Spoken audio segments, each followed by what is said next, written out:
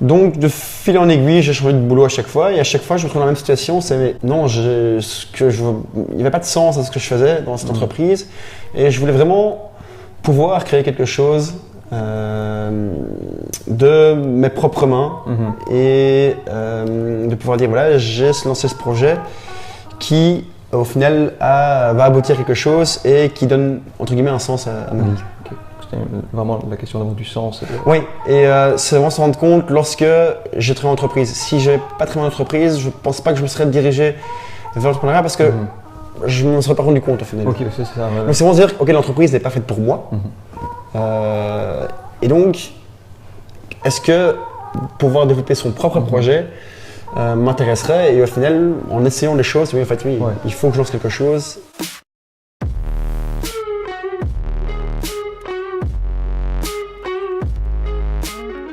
Merci Charles d'avoir accepté mon invitation. Pas de souci. On est dans ce podcast pour parler de Sortlist. Est-ce que tu peux expliquer ce que c'est que Sortlist et ce que fait ton entreprise?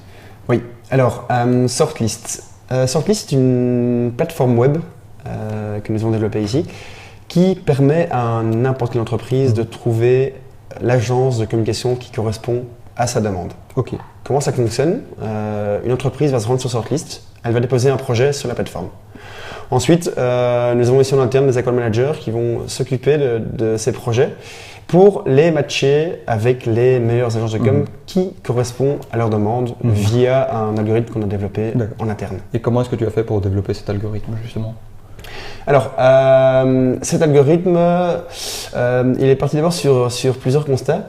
Donc tout d'abord, il faut savoir qu'on a un ensemble assez important d'agences qui existent. Pour par exemple l'exemple en Belgique, on a plus de 2000 agences référencées sur Sortlist.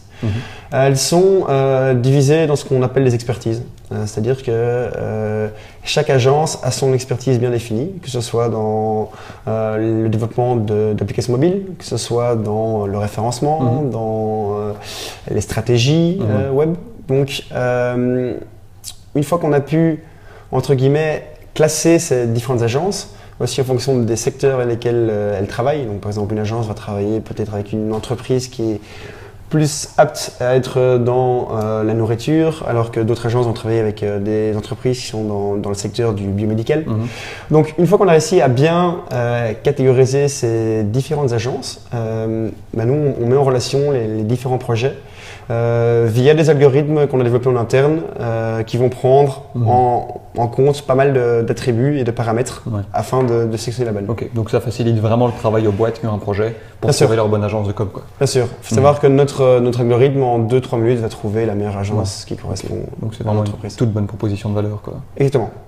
Et comment est-ce que l'idée t'est venue? Est-ce que toi, tu as toi-même été confronté au problème? Est-ce que tu avais une boîte avant et tu savais pas comment trouver une agence de com? Ou est-ce que toi, tu as bossé en agence de com et tu avais des boîtes avec qui tu devais bosser mais ça matchait pas du tout?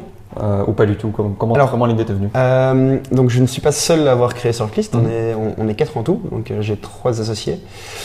L'un d'entre eux, Thibaut, a effectué un mémoire sur le fait que les PME avaient beaucoup de mal à communiquer sur elles-mêmes. Donc ce constat que les PME avaient du mal à communiquer sur elles-mêmes est arrivé suite justement à l'essor du digital. Donc à partir de ce constat, on s'est dit on doit essayer de résoudre ce problème du fait que les entreprises ont du mal à communiquer sur elles-mêmes. Et donc, on a commencé par créer, à nous 4, une sorte d'agence de communication. Je dis bien une sorte de, parce qu'on n'était pas complètement une agence de communication. Dans le fait qu'on ne faisait rien nous-mêmes. D'accord. Donc, on était déjà l'intermédiaire entre les agences qui étaient expertes dans ce qu'elles faisaient et nous qui allons aider, aiguiller les entreprises. Donc, c'était plus des missions de consultance pour l'accompagnement de ces entreprises. Et suite à cela, ça n'a pas pris beaucoup de temps, mais après plus ou moins une année, on s'est dit qu'au lieu de faire tout cet accompagnement à la main, on a développé une plateforme web qui nous permettrait de pouvoir facilement croître à l'étranger et aussi pouvoir accepter un nombre assez important de projets rentrant sur la plateforme tout en restant une petite équipe. D'accord, ok. Et Sortlist à quel âge? Alors Sortlist a été créé début 2014, donc on va avoir 4 ans maintenant, d'ici un mois. Ok. Et donc Tu m'as dit que vous étiez 4. Oui. Et donc vous décidez de vous lancer. Oui. Comment est-ce que tu as su que c'était des bons cofondateurs? Qu'est-ce qui fait une bonne équipe et comment est-ce que tu sais, tiens, je vais bosser avec eux parce que je sais que le travail va être bien fait et surtout, on ne va pas avoir de problème sur le chemin et ça ne va pas capoter? Oui.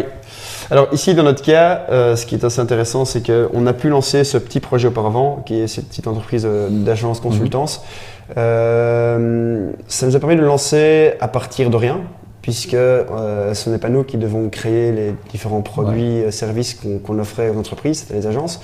Et donc ce boulot intermédiaire nous a permis d'à partir de pas grand-chose, de pouvoir vérifier de un que on a un business model, on a une idée qui intéresse le marché, et par la suite voir est-ce que les membres de l'équipe, donc ici les 4 fondateurs, est-ce que chacun a sa place dans l'équipe et est-ce qu'on a une vision qui va dans la même direction.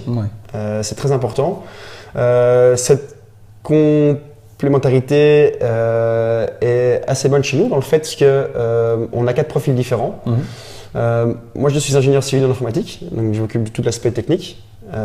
J'ai 2 associés qui ont fait Solvay, et donc il y en a un qui s'occupe des finances et l'autre qui s'occupe de tout ce qui est marketing. Le dernier, Mickaël, a pas mal de skills dans tout ce qui est design, expérience utilisateur. Et donc ça nous permet de chacun avoir sa tâche bien définie et entre guillemets son département bien défini dans l'entreprise. Donc il y a vraiment une complémentarité au niveau des compétences, une vision commune. Et au niveau de la personnalité, est-ce que vous êtes aussi différents ou est-ce que vous vous ressemblez? C'est une bonne question. Je pense qu'on a des ressemblances, similitudes, comme on a chacun notre caractère. Ce qui fait un peu la force de notre équipe. Mais donc je pense que le fait, si on était tous les 4 identiques, on aurait des problèmes, on serait marché sur les pieds. Ici, le fait qu'on ait des similitudes et qu'on ait cette même vision permet que chacun, nos points forts, puisse prendre le dessus dans des situations ou une autre. Donc, par exemple, il y a une situation qui sera mieux gérée par mes associés, alors qu'une autre situation sera mieux gérée par moi. Donc et alors ce qui est très important aussi là-dedans, c'est la confiance. Donc il n'y a jamais un moment où je vais surveiller ce que fait mon associé ou inversement. Il y a une confiance totale à ce niveau-là. Et ce qui nous permet aussi d'avancer sur nos propres dossiers sans toujours être derrière l'autre. Tu vas pas faire la police, quoi. Exactement. Et ce qui est très important quand une équipe après commence à grandir et qu'au final il faut gérer d'autres personnes dans l'équipe. Il ne faut pas passer son temps à gérer son associé, mais il faut gérer les personnes qui rentrent dans l'équipe et qui demandent un peu de temps au niveau de la formation, au niveau du suivi, ce genre de choses. Et vous vous connaissiez déjà avant d'entreprendre? Vous étiez déjà potes avant? Alors, certains d'entre nous se connaissaient ça déjà. Moi, je connaissais bien Mickaël connaissait bien Thibaut connaissait bien Nicolas. Donc, chacun connaissait bien une personne, mais par exemple, Nicolas, je ne le connaissais pas avant de lancer l'entreprise. Donc voilà, au final, je pense aussi que au fil des années, on est tous devenus des amis, évidemment. Mais tout ça parce que je pense qu'au Renouveau, on est sur cette même vision et on sait ce qu'on veut. On sait vers où on veut aller. Tu as parlé de voir si ton idée intéresse le marché. Comment est-ce que tu fais pour tester ton idée? Comment est-ce que tu fais pour voir si effectivement il y a du potentiel? Et comment est-ce que tu évites de rester 3 ans dans ton garage pour développer quelque chose dont personne ne veut? Exactement. Donc, comme on dit souvent, il faut très vite aller à l'encontre du client, du marché. Donc, en gros, si on se trompe à un moment donné, il faut se tromper assez rapidement pour pouvoir très rapidement, comme on dit, pivoter, donc aller dans une autre direction parce que la première direction n'est pas la bonne, ou bien parce que la 5e, 6e, 7e direction n'est pas bonne. Si tu prends chaque fois 1 an à se rendre compte que ton produit est mauvais, et ben même si après tu dois faire 2-3 changements, mais tu es parti pour quelques années. Donc l'objectif ici, c'est d'aller rencontrer très rapidement le marché. Alors comment est-ce qu'on peut faire lorsque on a des produits qui demandent à être produits ou autres? Ce qu'on appelle souvent, c'est qu'on doit créer ce qu'on appelle un MVP. Donc c'est ça, minimum viable product. Donc c'est le produit minimum que je peux montrer au public pour voir s'il y a un intérêt ou pas. Donc par exemple, si vous voulez développer une plateforme web ou une application mobile, commencer par une application très très simple qui va juste montrer une des fonctionnalités de l'application. Ça peut être, c'est une fonctionnalité qui doit pouvoir être développée assez facilement, en quelques semaines, voire quelques mois maximum, et le confronter non seulement à son entourage, mais aussi à des gens externes au projet. Ouais. Parce que souvent, dans l'entourage, les gens vont faire plaisir, vont dire ok, mais ton idée est géniale et autres. Non, c'est vraiment le confronter à un maximum de personnes. Il faut aussi, je pense, bien identifier la cible du produit. Ouais. Donc si on développe un produit pour les jeunes de 18-25, mais pas hésiter à aller voir un maximum de jeunes de 18-25 pour avoir un feedback sur le produit. Et donc c'est très important. Et en plus de ça, voir s'il est possible de monétiser son produit. Ouais. Ça, le problème d'une startup, c'est souvent la monétisation, savoir comment faire de l'argent. Exactement. Donc, c'est ça le donc, mais nous, depuis le début, l'objectif c'est de développer un produit qu'on puisse vendre assez rapidement. Donc, pour ça, très rapidement, donc on a développé d'abord un premier MVP, comme j'ai dit, qui permettait aux agences d'avoir un petit profil, donc très limite, ça rajoutait leur adresse, leur nom et les 2-3 expertises dans lesquelles elles sont expertes. Et de l'autre côté, un petit moteur de recherche, vraiment, c'est vraiment moteur de recherche, basique, c'était plus des filtres. Donc, je filtrais sur une expertise, sur une location, et on pouvait chercher, et les agences apparaissaient. Ouais. Donc ça permet d'abord de voir est-ce que les agences sont intéressées par être répertoriées sur notre plateforme. Et inversement, ça peut voir est-ce qu'on a des entreprises qui sont ouvertes à ce genre de produit pour pouvoir chercher des agences qui correspondent à leur demande. En gros, donc ça c'est... La première plateforme ce MVP a été mise en ligne, je dirais, aux alentours de février 2014.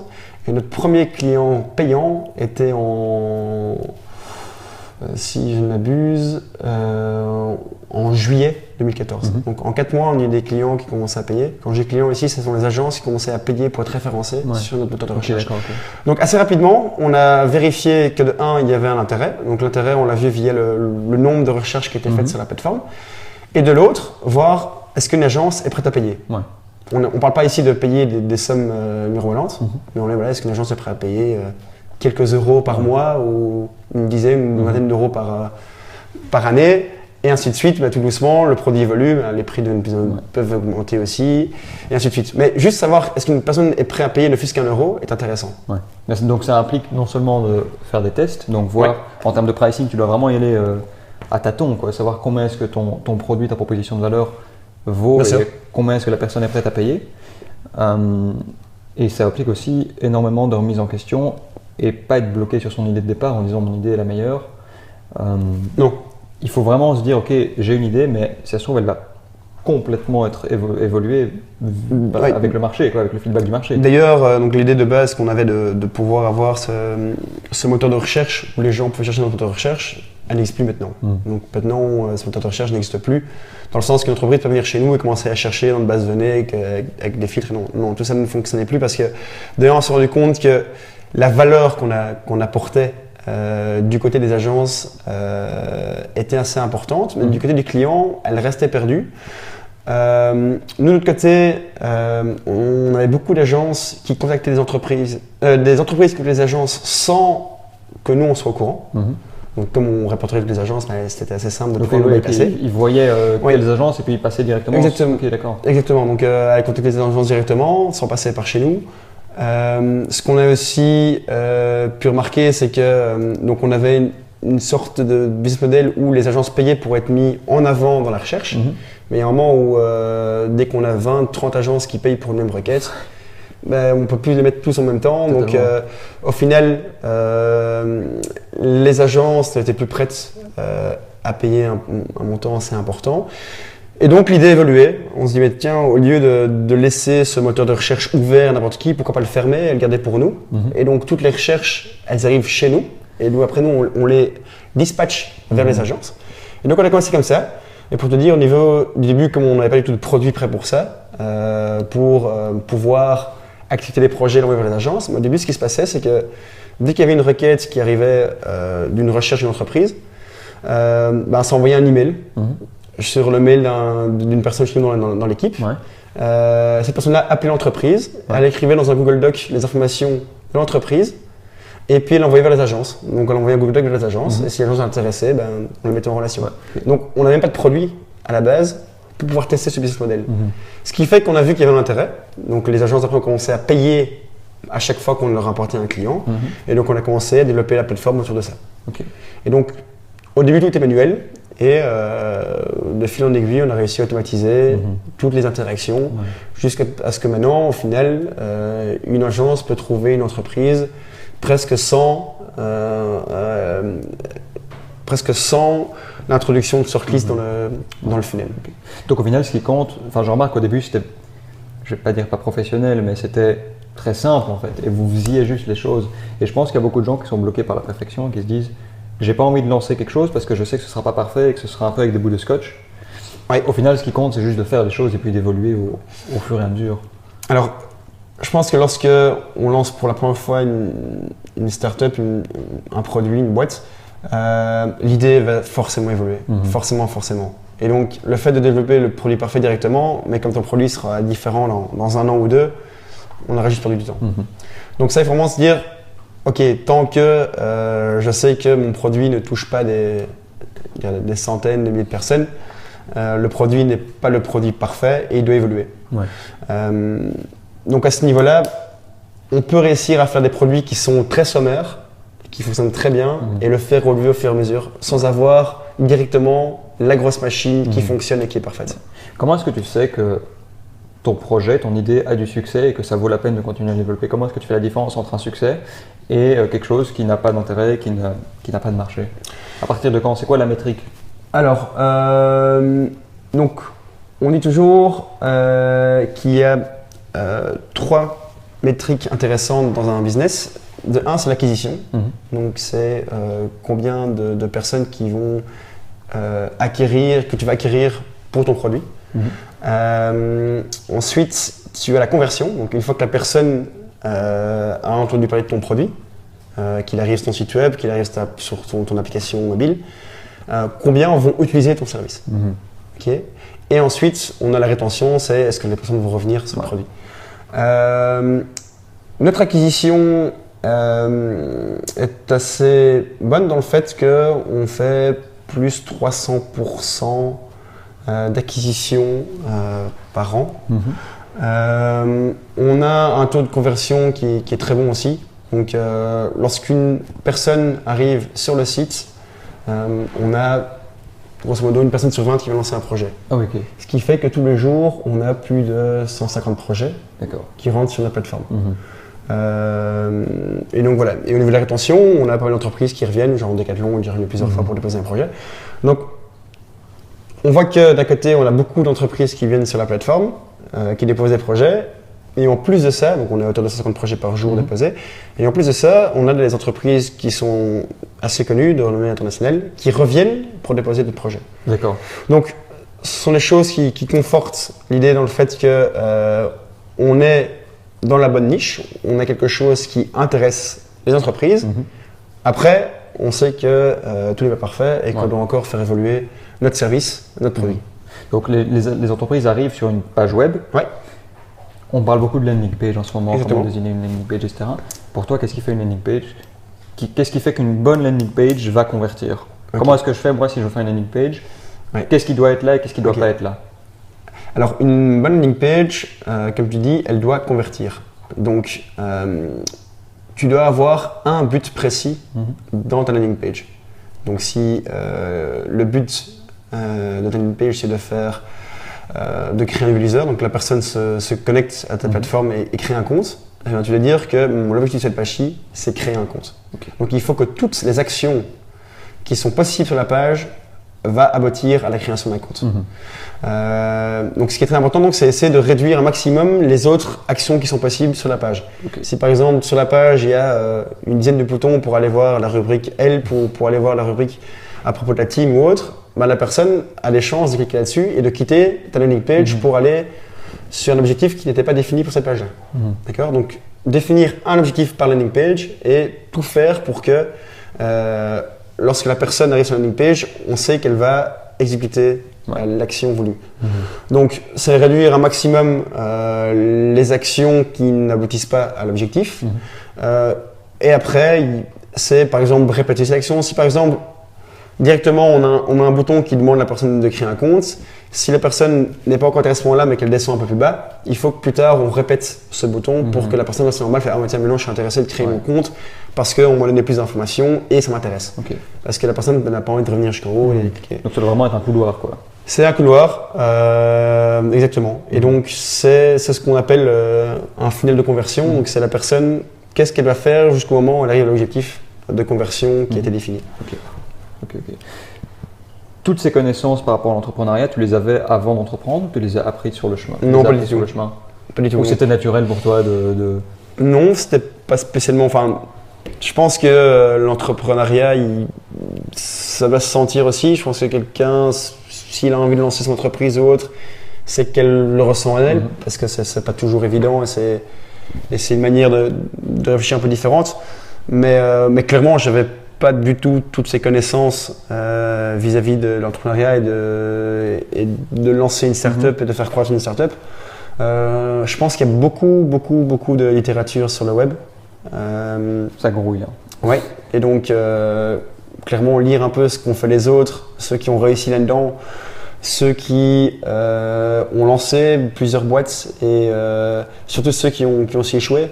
C'est très important aussi de parcourir leur expérience pour essayer de ne pas reproduire les mêmes erreurs. Ouais.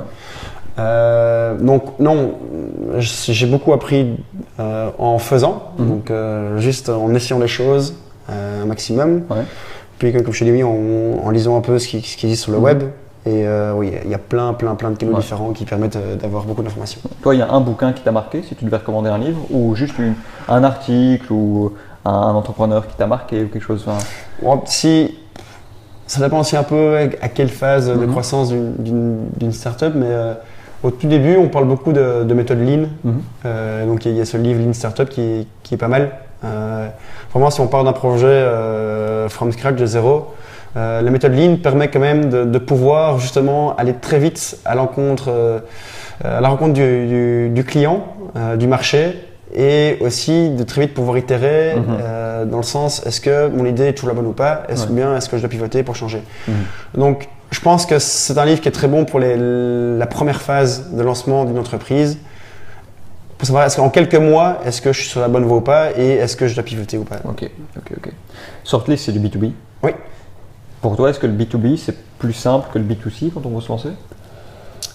C'est différent, dans le sens que les métriques suivies vont être différentes. Dans du B2B, on est moins sur une croissance liée au nombre d'utilisateurs qui vont utiliser ton service, même si ça reste une métrique qui est importante dans ton business. Alors que dans du B2C, ce qui est important au début, c'est essayer d'avoir une masse importante d'utilisateurs qui va utiliser ton service et puis d'essayer de le monétiser. Ici, pour le B2B, c'est un peu différent puisqu'on parle des entreprises et donc souvent les entreprises ont plus de budget que des utilisateurs, que le public. Et donc ici, on est plus sur une approche pour monétiser plus rapidement son produit. Ouais. Et après, au final, je connais des startups qui font du B2B et qui ont seulement une vingtaine de clients, mais peut-être qu'ils facturent 500 000 € par client. Donc c'est complètement différent entre les deux pour cette approche-là. Et donc on va plus être sur une valeur de monétisation pour du B2B que pour du B2C où on est plus sur une croissance d'utilisateurs. D'accord. Donc je reviens juste sur le début. Donc tu n'avais pas toutes ces compétences avant d'entreprendre. Non. Mais est-ce que l'entrepreneuriat, c'était quelque chose qui t'a toujours attiré? Ou est-ce que tu as juste vu l'opportunité Sortlist et tu t'es dit, tiens, pourquoi pas me lancer? Donc moi, avant de lancer Sortlist, j'avais déjà une expérience de 2 ans d'entreprise.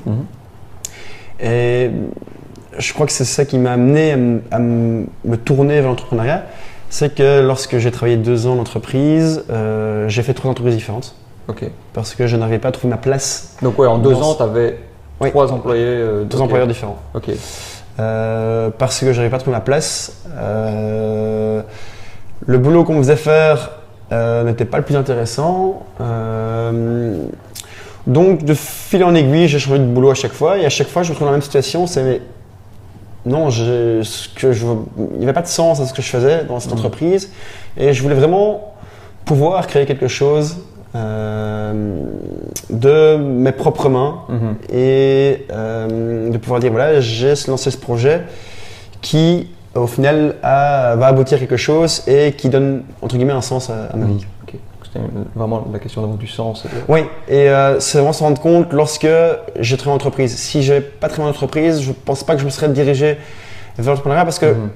je ne me serais pas rendu compte au final. Ok, c'est ça. Ouais. Donc c'est vraiment se dire ok, l'entreprise n'est pas faite pour moi. Mhm. Et donc, est-ce que pouvoir développer son propre projet m'intéresserait? Et au final, en essayant les choses, oui, en fait, oui, Ouais. il faut que je lance quelque chose et il faut que je lance un Mhm. projet qui m'intéresse. Mais au final, c'est comme ça que tu trouves ce que tu veux faire. C'est juste en faisant des choses, Ouais. tu te rends compte ça j'aime bien, ça j'aime pas, etc. Bien sûr, sans un tri. Il faut Il faut travailler avoir avec des ça. expériences, quoi. Je pense surtout, enfin, moi, c'était mon cas lorsque je suis sorti de mes études d'ingénieur civil. Je me suis retrouvé avec beaucoup de propositions d'emploi Mhm. et j'ai pris beaucoup de temps à me décider, bien que, au final, enfin, j'avais beaucoup d'offres. J'ai pris du temps à me décider parce que je voyais pas très bien. Enfin, pour moi, toutes les offres étaient identiques, Mhm. mais à la fois différentes, mais il n'y en a aucune vraiment qui m'excitait. Ouais. Et donc, au final, bah, tu choisis par défaut une parce que oui, Mhm. l'entreprise t'intéresse ou bien le poste a l'air plus intéressant qu'autre part. Mhm. Mais après 2 ans, je me retrouve toujours dans le même cas, c'est qu'est-ce que je vais faire. Un G civil, c'est quand même des postes qui sont, enfin, des profils qui sont bien cherchés. Tu Oui. as dit, hein, tu sors de tes études, tu as plein d'offres d'emploi. Oui. Puis tu décides de te lancer. Comment est-ce que ton entourage réagit? Alors il y a plusieurs phases. Il y a la première phase où tout le monde est très content pour toi. Ouais. Il dit ouais, tu vas lancer une entreprise. Et donc les gens pensent que tout va très vite se passer et que tout va bien se passer. Mhm. Et donc la première année ici pour Surflist, ça a quand même été compliqué dans le sens que on a changé de business model après 1 an et demi. Donc le fait de bloquer, d'enlever ce moteur de recherche et partir sur vraiment bloquer ces projets et que nous on gère tous les projets et qu'on les envoie dans l'agence, ça a pris 1 an et demi avant de passer sur ce business model là. Et donc cette première année et demie était vraiment fait de haut et de bas. On a fait des surplaces aussi. On a développé des choses qui n'ont peut-être plus d'intérêt maintenant. Et donc, après 6 mois, 1 an, mettre ton entourage, donc, c'est mangé un petit peu, mais alors comment ça se passe? Ça avance pas. Et toi qui es là-dedans, tu ne sais pas très bien leur en parler parce que tu ne sais pas très bien ce qui se passe. Tu ne sais pas vers où tu vas puisque tu recherches, tu fais des tests. Et donc, ton entourage va se poser aussi un peu des questions et dire ah, mais est-ce que tu n'étais pas mieux avant là où tu étais ou autre. Au final, ça, je suis sûr que non et que au final, c'est en testant les choses et en ayant aussi un peu la foi dans ce qu'on faisait qu'on allait avancer. Et donc, ouais, non. Et après, une fois que de nouveau ça marche un petit peu mieux et que la presse commence à passer vers ton projet et tout, les gens aussi reprennent foi en toi.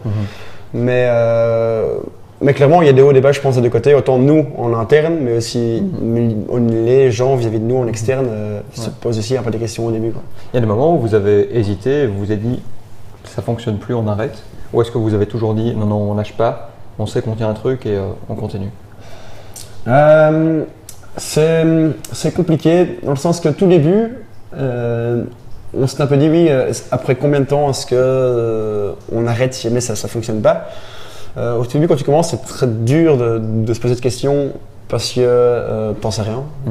Tu n'as aucune idée de ce que ton entreprise peut devenir et ce que ton projet, dans quelle direction est-ce qu'il va évoluer.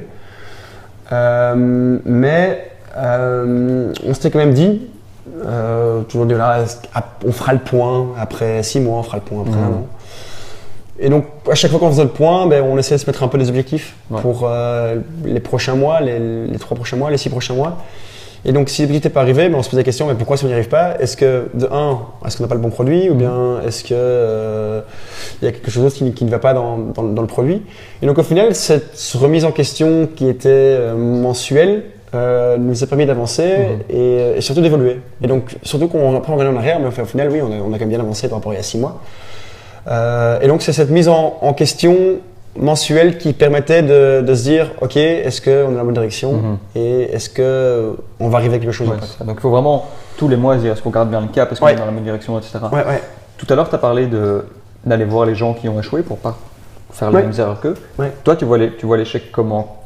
Quel est ton rapport à l'échec? Est-ce que tu vois ça d'une mauvaise manière? Est-ce que tu dis au final c'est une opportunité d'apprendre? Voilà. Je pense que l'échec, si tout dépend à quel moment il a lieu dans l'entreprise, mais si on se donne les moyens d'essayer et surtout de comprendre pourquoi est-ce qu'on a échoué, je crois que c'est très intéressant. Dans le sens que si ça se représente par la suite, on ne fera pas l'erreur, la même erreur une deuxième fois. Mais malheureusement, il faut faire des erreurs pour pouvoir comprendre cela. Je pense que des erreurs, tout le monde en fait, et nous on en a fait de nombreuses lorsqu'on a commencé, et encore maintenant on fait parfois les erreurs. Donc voilà, mais ce qui est surtout très important, c'est de comprendre pourquoi est-ce qu'on a fait une erreur et de pouvoir apprendre là-dessus. Après, il n'est pas possible de faire toutes les erreurs possibles. C'est pour ça qu'il est intéressant aussi un peu de voir quelles sont les autres erreurs que les autres entreprises ont fait, que les autres entrepreneurs ont fait. Donc voilà, c'est être à l'écoute un maximum de ce qui se fait à l'extérieur, ce qui se fait aussi à l'intérieur dans ton entreprise et aller de l'avant. Donc aussi, c'est un échec, ça va être dur à encaisser, clairement. Il y en a qui ne s'en relèvent pas et il y en a qui se relèvent. Mais je pense qu'une fois que l'échec est passé, je pense qu'on en sort plus fort et on va de l'avant. Okay. Sortlist, ça a démarré il y a 3 ans et demi, 4 ans maintenant. Ouais. Aujourd'hui, vous en êtes où? Alors aujourd'hui, on est dans une phase de croissance. C'est-à-dire que le business model est validé. On a des clients et on sait que sur un marché bien spécifique, pour nous la Belgique, on est arrivé à maturité. Et donc maintenant le but c'est de pouvoir répliquer notre business model à l'étranger. Donc on a commencé il y a 1 an avec la France, on a un bureau à Paris et on a commencé cette année début septembre où on a racheté un concurrent espagnol. Donc on a aussi maintenant une branche à Madrid. Et donc l'objectif maintenant, c'est l'année prochaine par exemple, c'est de pouvoir ouvrir un maximum de marchés en Europe. Et donc c'est vraiment plus maintenant se poser des questions sur le business model, parce qu'on sait qu'on a un business model. Maintenant c'est comment croître, au niveau international, donc c'est pouvoir lancer plusieurs marchés, mais aussi comment croître le nombre d'utilisateurs qui utilisent notre plateforme, mais aussi comment augmenter notre monétisation dans ces différents marchés. Okay. Donc, par exemple, comment est-ce qu'on pourrait, en gardant la même base d'utilisateurs, augmenter la façon dont on fait de l'argent avec notre plateforme. D'accord. Donc voilà, donc cette croissance, donc on a des objectifs de croissance bien définis par année. Ça rentre en parallèle avec le fait que l'équipe grandit aussi. Donc il y a 1 an, on était 10. Là maintenant, aujourd'hui, on est 23. Ouais. L'année prochaine, on a l'objectif de doubler la taille de l'équipe, justement pour pouvoir être présent sur différents marchés en Europe, pour pouvoir aussi avoir une équipe plus importante ici pour pouvoir développer un produit qui est plus on va dire utile, facile à utiliser, ce genre de choses. Donc réussir en fait à être un peu le leader du marché dans la mise en relation entre entreprises et agences de com. Donc vous avez quand même très bien grandi, on va dire. Comment est-ce que tu fais pour recruter des employés? Parce que je discutais avec Emna qui a lancé aussi sa boîte et elle disait que la RH et recruter un employé c'était quelque chose de très complexe. Est-ce que toi aussi tu as ressenti cette complexité? Bien sûr, parce qu'au final c'est donc quand tu commences juste avec les fondateurs, on a tous la même vision et on sait tous ensemble vers où est-ce qu'on veut aller. Quand tu engages quelqu'un, tu dois le fédérer à ta mission, à ta vision. Okay, donc c'est engager quelqu'un qui va pouvoir permettre de faire grandir ton entreprise, mais aussi de partager les mêmes valeurs que ton entreprise. Donc il y a ce côté, on va dire, skills techniques que la personne va avoir via ses études, via son expérience. Mais on a aussi tous ces soft skills, c'est la façon dont la personne va se comporter, ses valeurs, qu'elle va entre guillemets transmettre aux autres de l'équipe. Et donc c'est très compliqué de trouver quelqu'un qui a les mêmes valeurs que ton entreprise et qui en même temps est très bon dans ce qu'elle fait. Surtout que pour une petite entreprise, lorsqu'on commence et qu'on est 4-5, les premiers employés, c'est entre guillemets ceux après qui vont prendre une place assez importante dans l'entreprise. Et trouver ces premiers employés lorsque tu es une très petite entreprise est très compliqué. Parce qu'on n'est pas une boîte internationale qui est très connue. Et donc, par exemple, on ne va pas pouvoir jouer nous sur le fait qu'on ait un grand nom et qu'ils savent que dans un grand nom, peut-être qu'il y a ces avantages-là, c'est une boîte de renommée, donc ils savent que par la suite, si après ils doivent bouger autre part, ils ont déjà ce nom sur leur CV. Avec nous, au début, c'est très compliqué. L'entreprise, au début, après 1 an, 2 ans, elle peut disparaître. Donc, c'est les fédérer autour d'un projet et leur dire que si ça marche et qu'ils travaillent pour que ça marche, ben, l'entreprise va grandir.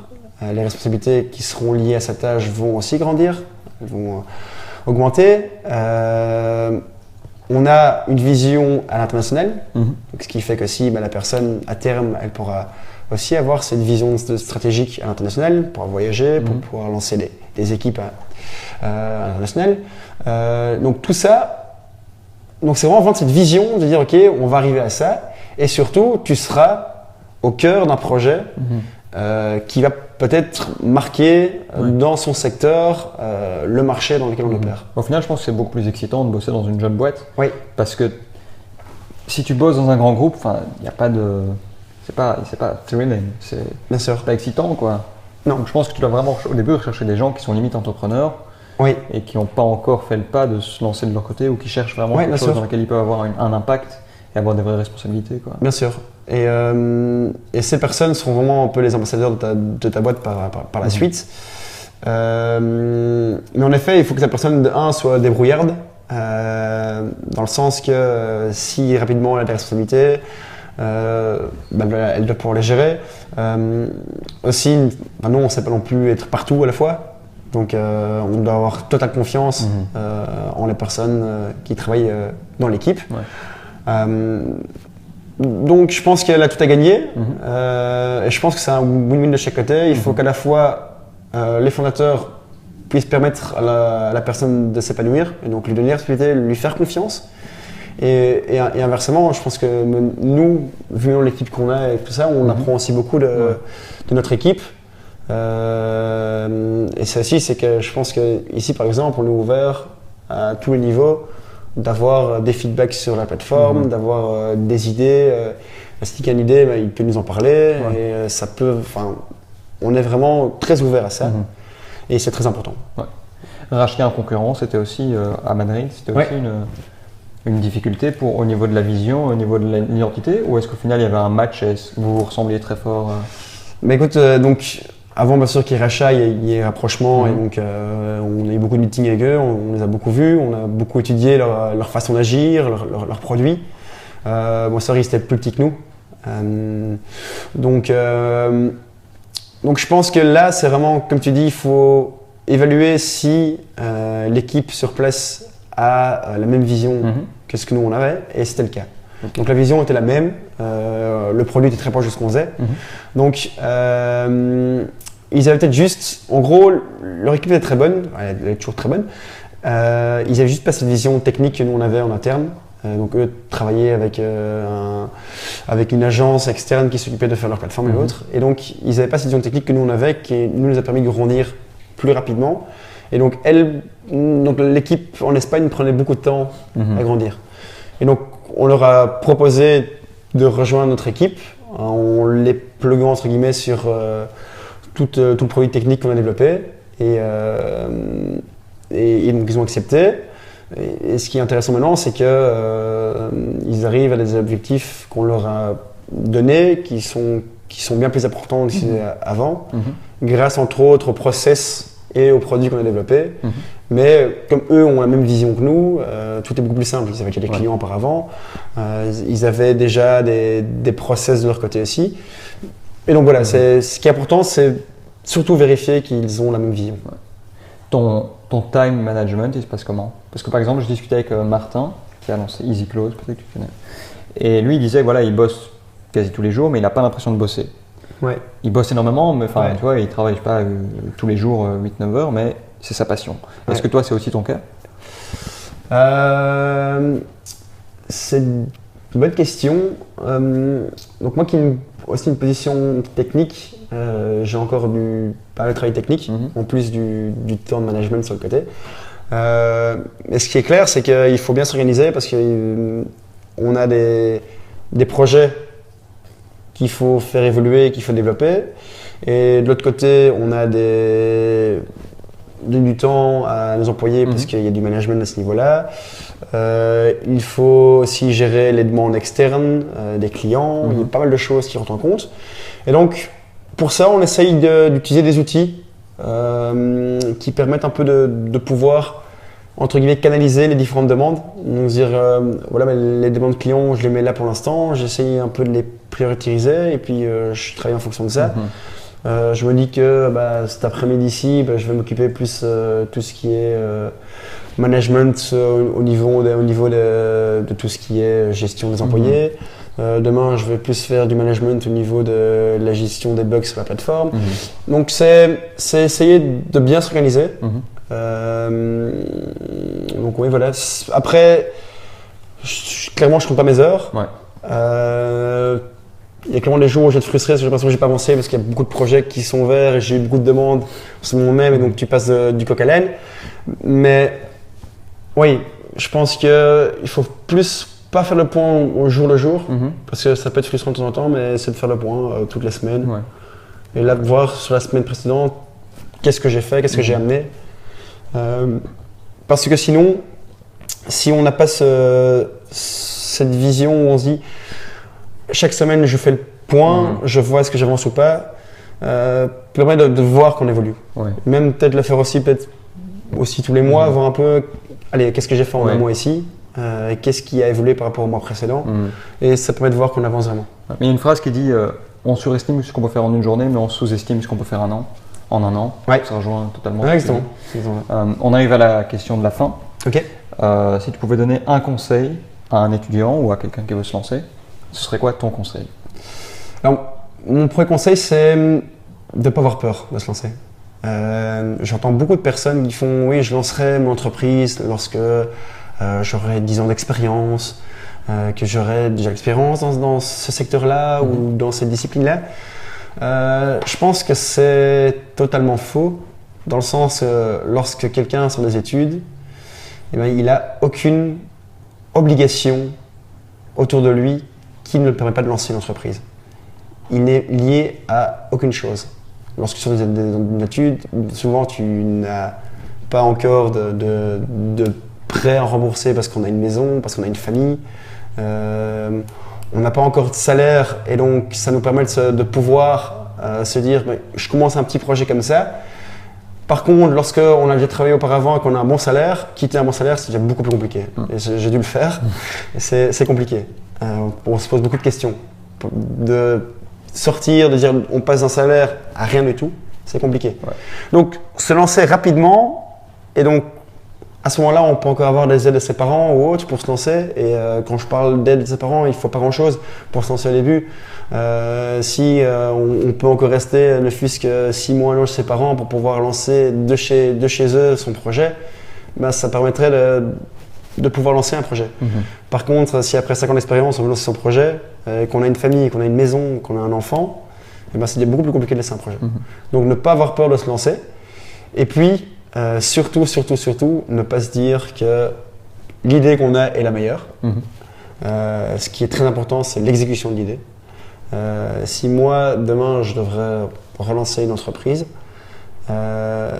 j'irai regarder les idées qui fonctionnent bien, que ce soit en Belgique ou à l'étranger, et j'essaierai de l'exécuter de la meilleure façon possible. Parce que, l'idée ok, mais l'exécution c'est la clé. Si j'ai envie d'en savoir plus sur Sortlist, où est-ce que je vais voir? C'est très simple.